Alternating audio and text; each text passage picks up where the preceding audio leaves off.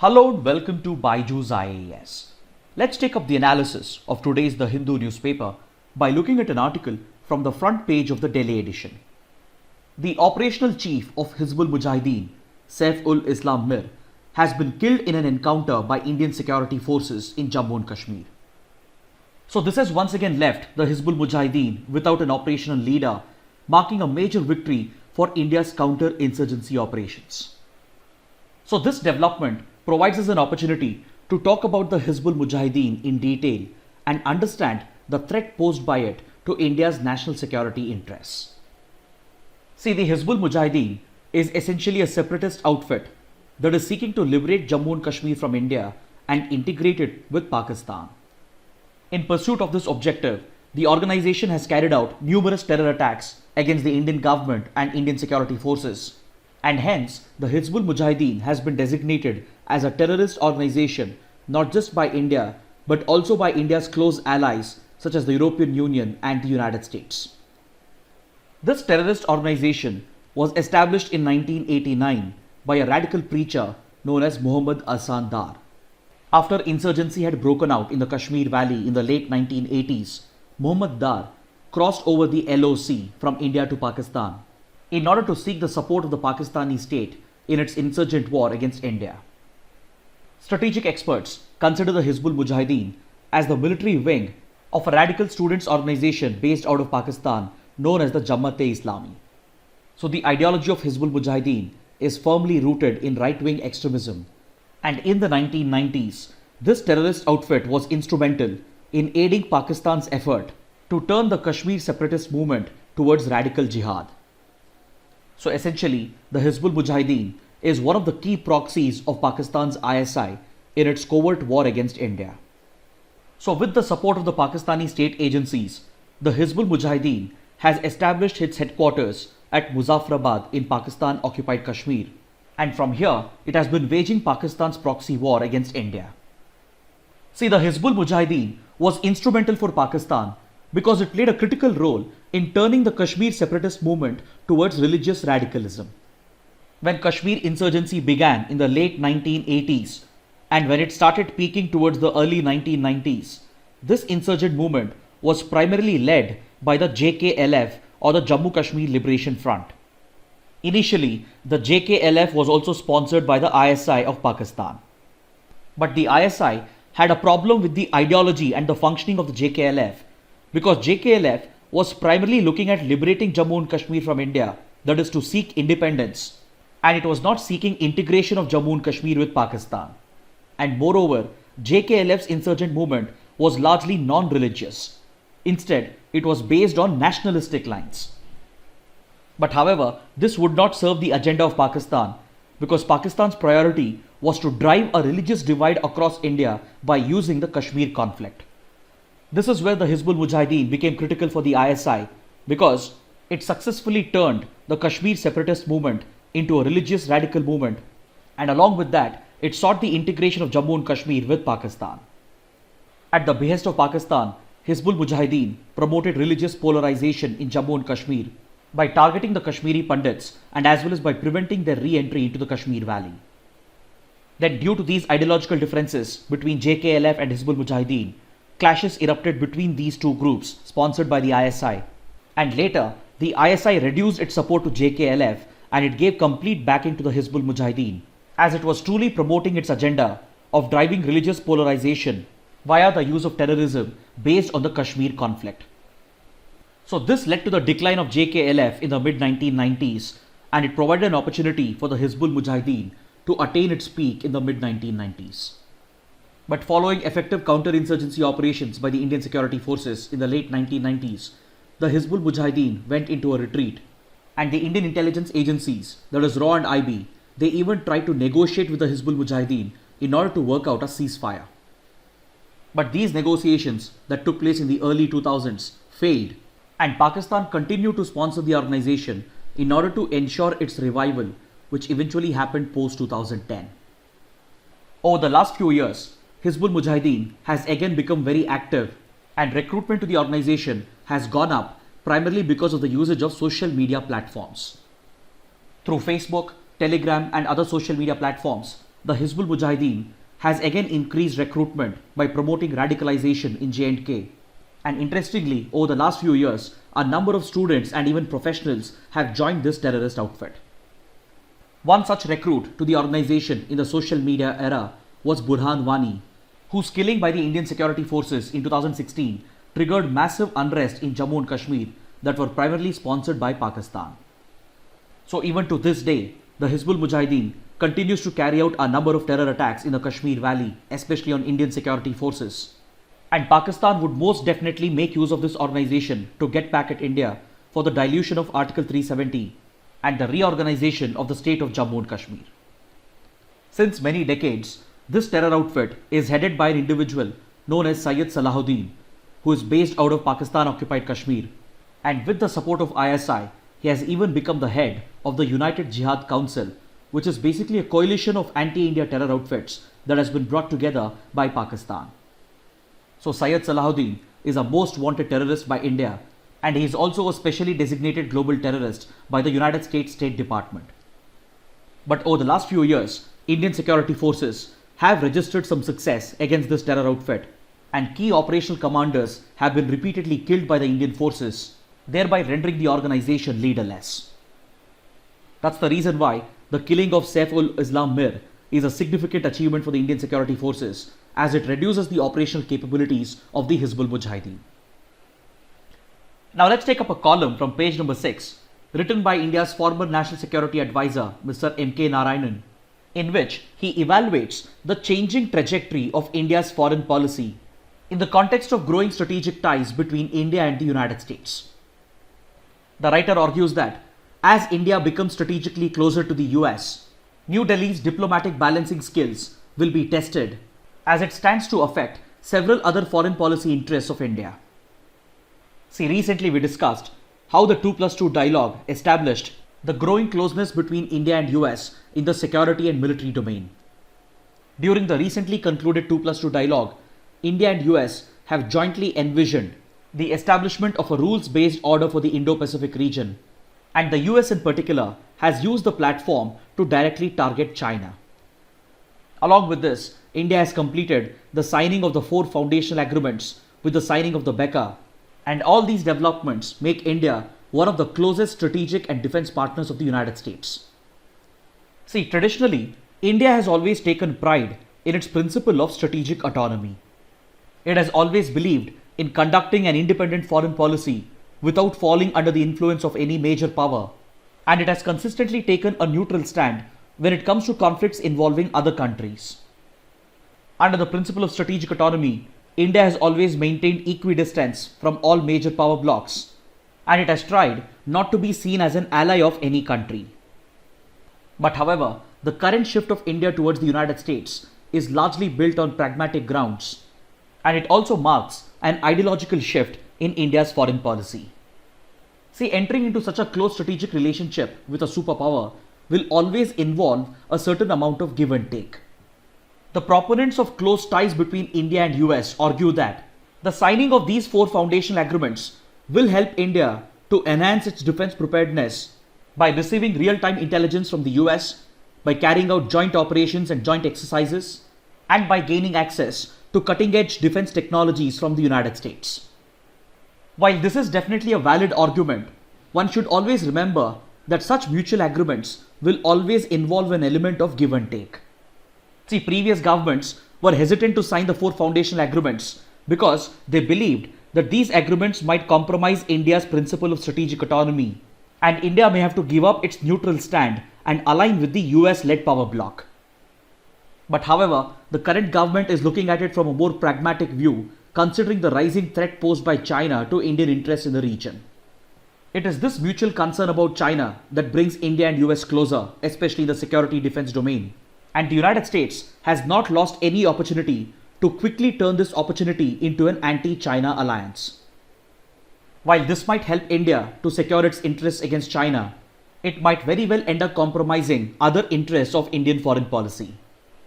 That's the reason why the writer says that this is a true test of India's diplomatic balancing skills.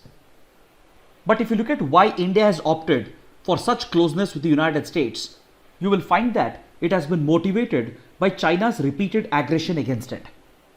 See, a few years ago, in 2017, when the Doklam dispute occurred between India and China, India was more than willing to negotiate the dispute, and that's the reason why two back-to-back informal summits were held at Wuhan and at Mamlapuram. Because during this period, that is between 2016 and 2019, India still had its reservations about the so-called quadrilateral, and India was hesitant to join any form of alliance systems targeted against a particular country, especially against India's neighbor China. So that's the reason why India was hesitant to turn the Quad into a military grouping, and that's the reason why it was hesitant to accept Australia under the Malabar naval exercises. Essentially, India was trying to continue its principle of strategic autonomy by striking a balance between the United States and China. The Modi government had been resisting pressure from US and Japan to form such an Indo-Pacific alliance against China. But India's balanced approach received a rude shock when China triggered the Galwan River Valley clashes and the latest LAC tensions. China's latest act of aggression against India in the Ladakh region has already been labelled by senior government officials as the gravest threat posed by China to India's interests.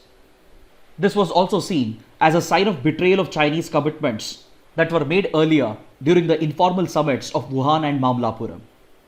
So after the latest clashes with China, there has been a rethink within India's strategic establishment, and this has probably led India to adopt a policy of pragmatism and align closely with the United States, even at the cost of breaching its principle of strategic autonomy. See, India's foreign ministry continues to insist time and again that India is firmly committed to the principle of strategic autonomy. But this claim doesn't hold much ground as of now because of India's increasing strategic and military alignment with the United States. Plus, India's latest decision to include Australia under the Malabar exercises has given hope to the United States that the Quad might eventually be turned into a military grouping that is primarily targeted against China. But the writer argues that this leads India to be perceived by other countries as an ally of the United States. And as we discussed earlier, India has always been hesitant to be seen as an ally of any country, and this changing perception of India by other countries might very well affect India's other foreign policy interests, especially in its neighborhood. As India and US become closer in the strategic and military domain, then our neighboring countries, especially in South Asia and West Asia, they will increasingly look at India as an ally of the US, and this might not only compromise our traditional influence in the region, but it could also affect India's relations with a number of critical powers. Take for example how the United States has stepped up its presence in the Indian Ocean region, and currently it is pursuing a close relationship with countries such as Maldives, Sri Lanka, etc., and it is also looking to sign defense agreements with these countries. But the Indian Ocean region has traditionally been a strategic backyard of India, where India was the sole predominant power and even the United States had largely stayed out of it. But currently, the US has a strong motivation to counter Chinese influence in the Indo-Pacific, and along with this, its growing military relations and strategic ties with India allows the US to step up its diplomatic and military presence in the IOR region, especially in countries such as Maldives. So this could come as a challenge to India's traditional influence in the IOR region, and also the developments in West Asia could affect India's ties with other important powers. Take for example the US brokered deal between UAE and Israel. The ongoing recognition of Israel by many other Arab states in the region at the behest of the United States is already pushing countries like Iran into a corner, and Iran, which is a key strategic partner of India, will increasingly look at India as another ally of the United States. Considering that India has already cut oil imports from Iran because of American pressure, ties between India and Iran could become all the more strained, and thereby affecting India's ambitious strategic projects that includes Iran, such as the Chabahar Port project and the INSTC project, which is crucial for connecting India with Afghanistan and Central Asia. Next, India being seen as an ally of the US might affect its interests in Afghanistan as well, because currently India's stated position is that it won't talk to the Taliban directly. But under the ongoing peace process, the US has already recognized the legitimacy of the Taliban, and eventually India might be forced to talk to the Taliban as well. Then if you look at organizations such as the SCO, where China and Russia are key powers, And due to their strategic rivalry with the United States, India's membership and role at the SCO might come under question. Similarly, India's role at the non-aligned movement would also come into question. And more importantly, if India is perceived as an ally of the US by Russia, it might degrade the strategic relations between India and Russia as well. So this shift in India's foreign policy towards the US might also push China to become even more hostile and aggressive against India, as it continues to see India as an ally of the United States. So in this context, India will have to keep in mind that its growing defense relations and strategic relations with the US should not affect its other core foreign policy interests in South Asia and West Asia, and especially with key partners such as Iran, Russia, and as well as with its neighbor such as China. India will have to ensure that its traditional influence in the IOR region is protected, and it will have to continue its key role at organizations such as the SCO and the non-aligned movement. So this is where the writer says that this shifting trajectory of India's foreign policy represents a true test of New Delhi's diplomatic balancing skills, because India will have to strike a balance between these conflicting objectives. Now let's take up a column from page number 7 that evaluates the Code on Social Security in the context of platform workers. See, recently the Code on Social Security bill was tabled in the parliament by the government, and it was also passed and it has received the presidential assent. This code subsumes around 9 laws that dealt with social security benefits and welfare for employees. These social security measures includes minimum wages, insurance, pensions, etc. And this column is specifically focused on the provisions of the code related to platform workers. So first we need to understand who are the platform workers. See, platform workers are essentially your delivery executives and those who work for ride-sharing apps such as Ola, Uber, etc. Until now, this class of workers was never classified and segregated, but the Code on Social Security of 2020 provides for a definition. It defines a platform worker as an employee who is providing his services to an employer through an online platform and receiving a payment in return for his services.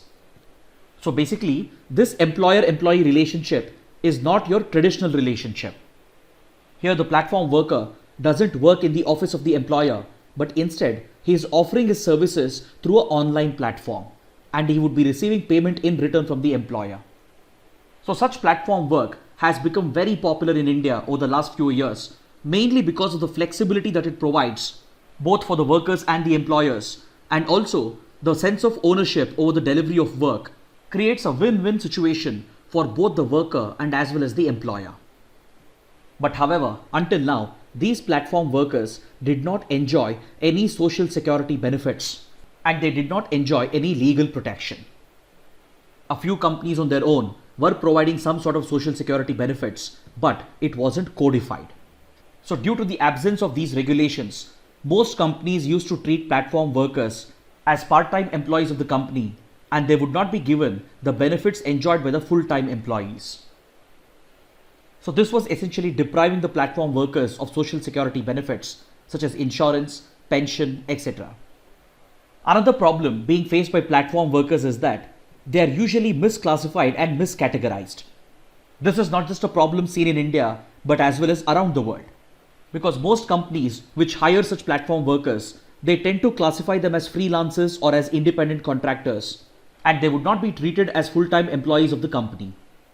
So this lack of recognition, the lack of legal rights, and the deprivation of social security benefits has pushed platform workers around the world to demand equitable rights, especially when it comes to social security benefits, and even global organizations such as the European Union and its European Trade Union, they are in favor of granting platform workers the status of a permanent employee.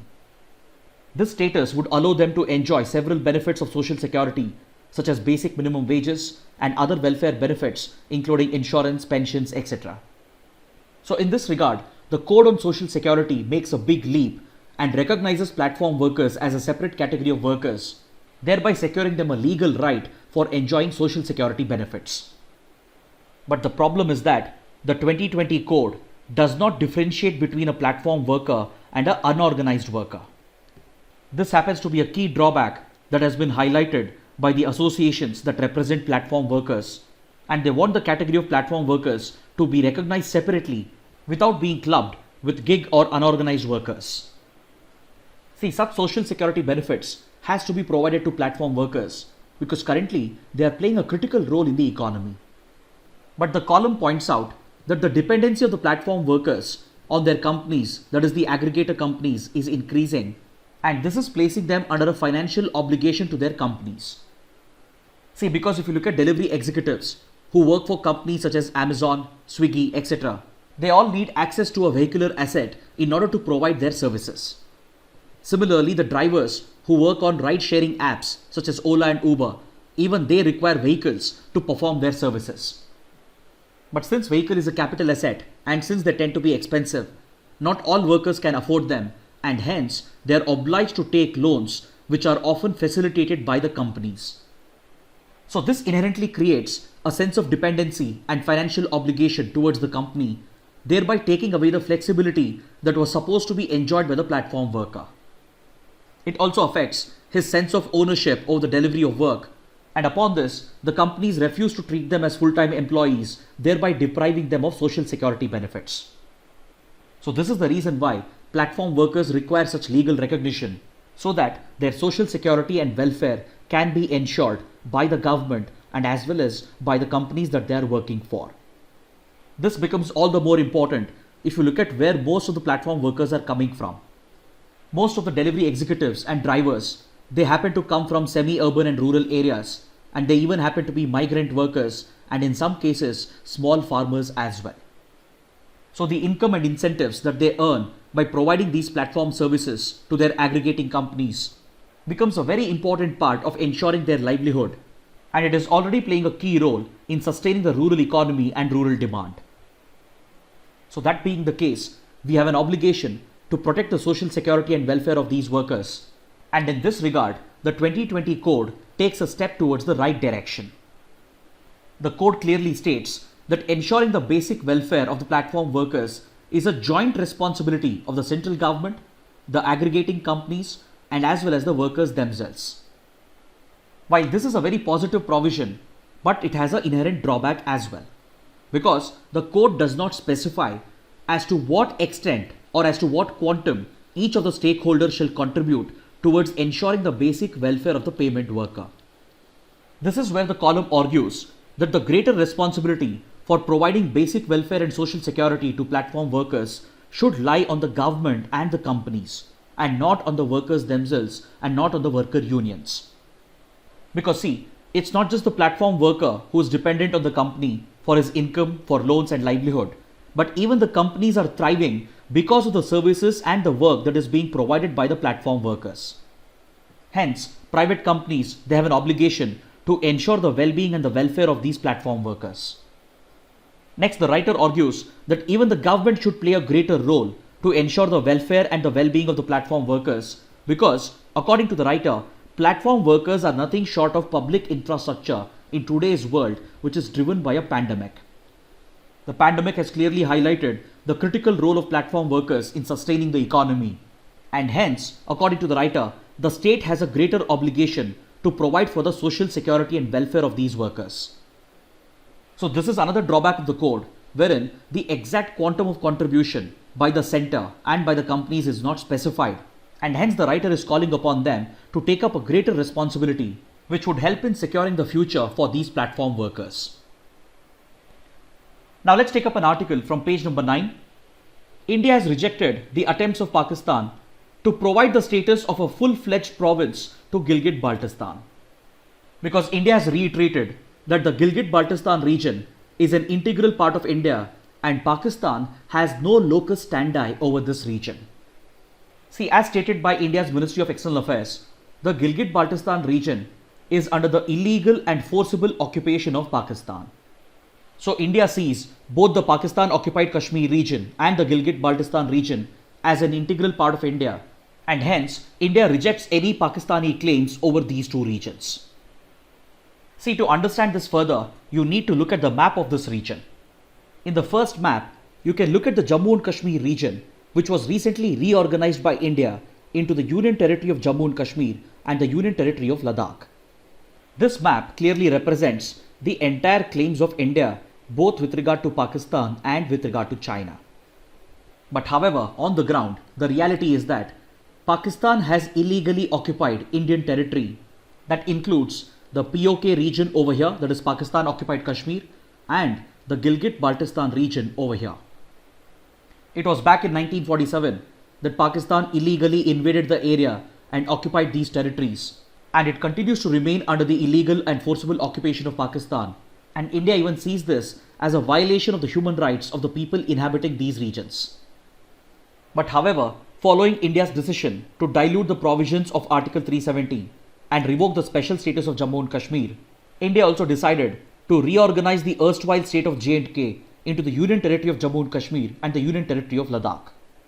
So this revocation of special status and the reorganization of J&K has basically diluted the Pakistani stand in the Kashmir dispute.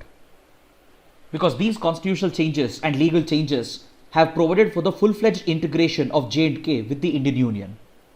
So in response to this, Pakistan is looking to declare Gilgit-Baltistan, which is under its occupation, as a full-fledged integral province of Pakistan. Until now, Gilgit-Baltistan was being administered as a special administrative region, and now Pakistan is looking to integrate Gilgit-Baltistan by providing it with the provincial status. So in this regard, Pakistan has announced the holding of elections to the Legislative Assembly of Gilgit-Baltistan later this month, and after obtaining the approval of its Supreme Court, it has even introduced a number of administrative changes by amending the Gilgit-Baltistan Order of 2018, which has allowed the Pakistani Prime Minister to directly exercise legislative rights over several subjects concerning the Gilgit-Baltistan region. Now, these proposed changes of Pakistan is of great legal, diplomatic and strategic significance to India, because through these measures, Pakistan is essentially trying to get back at India for diluting the special status of J&K under Article 370 and for reorganizing J&K into two union territories. India will also have to keep in mind the China-Pakistan nexus as well, because the move to declare Gilgit-Baltistan region as a province of Pakistan could be a joint strategy of Pakistan and China to dilute India's claims over these occupied areas. See, even China is very much interested in this region, because here you can see the Shaksgam Valley, which Pakistan has illegally leased to China in 1963 following the Indo-China War of 1962. So essentially, Shaksgam Valley, which was Indian territory, was first occupied by Pakistan, then later Pakistan has leased it to China, thereby making China an indirect party to the Kashmir dispute, which is essentially a bilateral dispute between India and Pakistan. Over the last 40 to 50 years, China has made heavy investments in the Shaksgam Valley region and as well as in the Gilgit-Baltistan region. And at any given point of time, you can find thousands of Chinese engineers, workers and even soldiers to be present in these areas that is actually supposed to be a part of Indian territory. Today, China would be interested in this region for two reasons. One, its ambitious CPEC corridor or the China-Pakistan Economic Corridor, that is a part of its Belt and Road Initiative, passes through the Shaksgam Valley and the Gilgit-Baltistan region while connecting the Xinjiang province of China with the Gwadar port in Pakistan. So China has already made billions of dollars in investment in building road and rail infrastructure that passes through Gilgit-Baltistan, and this is what led India to boycott the BRI project, because the CPEC corridor and its alignment violates India's territorial sovereignty. The second reason why China would be interested in this region is because of the inherent connection between Jammu and Kashmir and the Ladakh region. Because right next to the Shaksgam Valley of Gilgit-Baltistan, you have the Aksai Chin region, which has been illegally occupied by China, and this is at the very root of the latest clashes between India and China.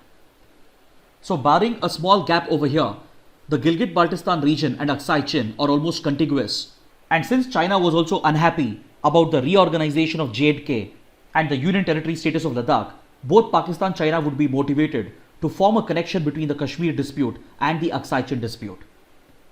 India currently sees both the disputes as bilateral disputes with Pakistan and China respectively, but it is a possibility that there could be a combined effort from both the countries to tie these disputes together and pose a twin threat to India. So by keeping all these aspects in mind, that is the strategic, the legal and the diplomatic aspects, India has firmly resisted any attempts by Pakistan to declare Gilgit-Baltistan as its province. Next, on page number 13, we have an article that traces the evolution of India-US relations under the Trump administration. The writer of this column, Suhasini Haider, argues that India-US relations, especially the strategic domain, has improved under the Trump administration, but she also highlights the several issues that are affecting the relationship as well. But since we have covered the India-US relations in complete detail over the last few days, I would request you to go through this article once. Now let's take up the practice questions for today. Which of the following were founded or published by Mahatma Gandhi? Young India, Harijan, National Indian Congress. All the three are correct. Option D is the right answer. See, Young India was a weekly paper or a journal published in English by Mahatma Gandhi, and it was published between 1919 to 1931. Through this weekly newspaper, Gandhi was propagating his unique ideals and values, including non-violence, satyagraha, etc. Through this paper, he was urging the readers to organize themselves to plan for India's eventual independence from Britain. Then later in 1933, he started another weekly newspaper known as Harijan, again in English, which was primarily dedicated to highlight the socio-economic challenges being faced by the untouchables. Later, Gandhi also published the Gujarati and Hindi version of Harijan as well, and all these three papers were focused on highlighting the social and economic challenges being faced by India and the world. Then also note that Young India was reprinted in the United States as well by the India Home Rule League of America by Lala Lajpat Rai. This question has been asked because the 100 years ago article from page number 7 makes a reference to Young India, to Mahatma Gandhi and his other contributions to India's freedom struggle. Now let's take up the next question. Which of the following statements are correct? India spends 9% of its GDP on healthcare. A big portion of India's health expenditure is financed by households out of their own pockets. Amongst the given statements, the first statement is incorrect.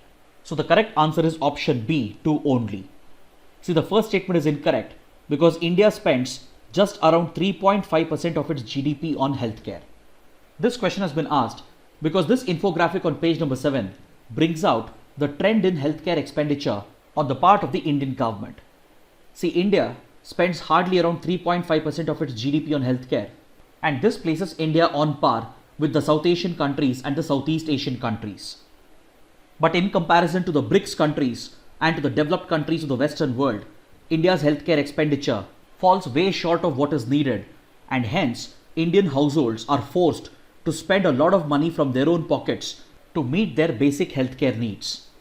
Available data shows that nearly 63% of India's population finances its own healthcare expenditure, and hence out-of-pocket expenditure in India's healthcare sector is very high. Now let's take up the next question. Which of the following statements are correct? The States Reorganization Commission was headed by Fazl Ali with H.N. Kunzru and K.M. Panikkar as its members. Post-independence, the first state to be created on a linguistic basis was Andhra in 1953. Potti Sriramulu's hunger strike and subsequent death led to the formation of a separate Telugu-speaking state from the dominant Tamil-speaking state of Madras Presidency.